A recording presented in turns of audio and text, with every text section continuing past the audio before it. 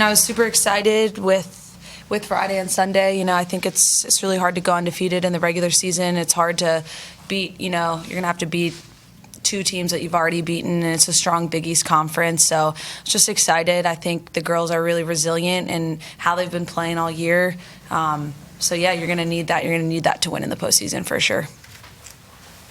How much did the flow of that game on Sunday prepare you for what's next, since it felt like a pretty back and forth game the entire way?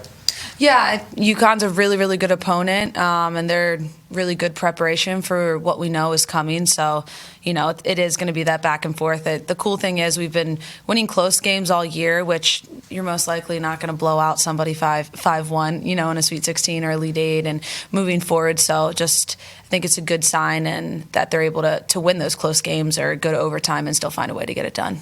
Is there added value? Because it felt like an ebb and flow to that game, where there are points where you guys were getting quality shots and there are points where they were, and each team gives up a goal in regulation and kind of felt nip and tuck till overtime. Yeah, I think it's a shame we couldn't have capitalized. I think we had 8 penalty corners in the first half, and then we went the second half and there was nothing. So they had 3 defensive saves as well. So sometimes, you don't score in your corners because you don't execute something, but it was a case where, nope, some of those corners didn't go in because they did something exceptional. So I think we could have probably put that game to bed a little bit earlier had any one of those. If 3 of those goals go in the first half, that's really putting another team under. So just kind of the ebbs and flow of the momentum of sport, but we're able to hang in there for that second half and then find a way to put one away in overtime. You played multiple NCAA tournament teams this season, including UConn. How much does that experience kind of help as you guys go forward this week?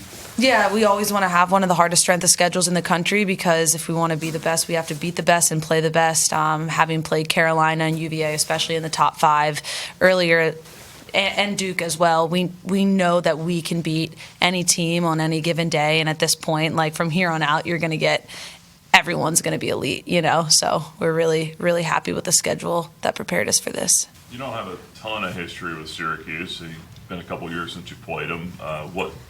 What do you make of them at this point? Are they similar to the last time you saw them, or does that even matter at this point?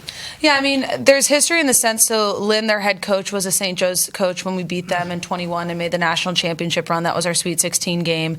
She's now at Syracuse, lost to them in overtime in the first round at Duke. So I think we're pretty excited with the matchup, and we're ready to go for Friday. If we could be playing right now today, we would be. So I think it's good. They're going to run and gun, so are we. And we tend to match up very well with teams that want to do that. Had some pretty successful teams. This is your 4th trip to the tournament in the last 5 years. But what separates this team, and what makes them unique? Maybe potentially a team that could go on a little bit of a run here. Yeah, I think the biggest thing that's always separated this program is the Lord and our intangibles. You can't scout intangibles. Nobody can make us stop running our butts off and working hard.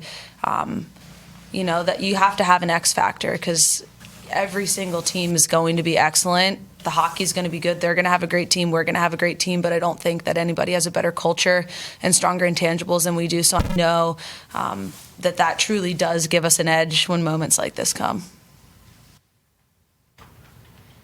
Playing Syracuse, you guys have already played Virginia and North Carolina, who are in the same conference, and obviously played Syracuse. Is there transit property? Are you looking at what Syracuse did against those teams, since you guys have played Carolina and Virginia as well? How do you use that in scouting? Yeah, I think it's really helpful, because every year we play UNC, Duke, UVA, and not only in the regular season, but we also scrimmage them every single spring and fall as well. So it actually is very helpful to have teams that we're so familiar with and know what those teams are doing matching up against Syracuse. So I'm excited about that. Virginia's also beaten them twice, and that's probably the team we're most familiar with, and have very similar defensive tendencies as we do underneath our 50. So I'm very interested, to keep digging into film and seeing exactly what they did, because they found a lot of success against them this year. Do you feel like, being battle tested, I think you spoke to it earlier, as being in some close games, overtime games. You think about the national title run, where you guys got to the title game, every game was close. Do you feel like that this team has that kind of DNA to be in some of these close games and be able to win some of those close games? I do, because that's what we've done all year. we have been in very close games, 2-1, 1-0, went to overtime and shootouts with Temple, who honestly is rebuilding, is a great team this year. So yeah, I mean, I think that is going to set us up because that's what the postseason is going to be. It's not going to be blowout. So you have to have a way to have composure, and this group has that. You know, there's just something about this group in particular that they rise to the occasion for these things. Not every good team does that. Like you can feel that, and you could certainly feel that last weekend hosting the Big East. Lou with the game winner, and then Dara feels like all year has been kind of consistently player of the week or doing something special. I'm sure you said a lot about a lot of your players, but those two specifically, what have they meant to you this year? Yeah, I think with Dara breaking the all-time assist records, which was held by Aggie since 2018, she had led the country in goals that year. So to break that record is nothing short of exceptional, especially with the teams that we've had in the past few years. And we know that corners and executing on those were, in the top 10 of the country in that, and everybody has to come with a game plan. And she's leading that unit for us. When it comes to Lou, I mean, she's nails. She has that leadership, that resiliency that just really sets a tone for this group. Going back to this past weekend, it's not your first Big East championship, but getting able to do it at home, I mean, that was the first time you've done that. How much fun was that, and how special was that memory?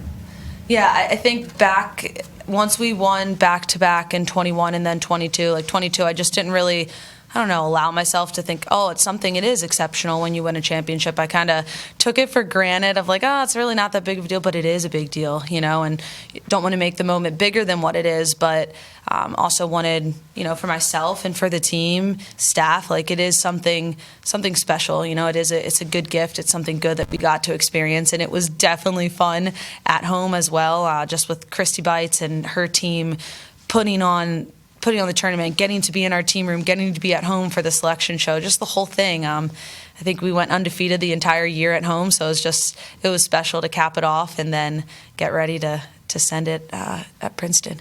Going through 10-8 last year and missing the postseason, did that kind of help you, realize that, hey, this is special? Was that one of the factors? I think that, yes, last year, but also in 22 when we won it at Old Dominion. I was like, it's not that big of a deal, but then we didn't win it. We won the regular season in 2023 and didn't win the tournament. So just finding a way to just stay grounded and be grateful for just, every single one of those moments.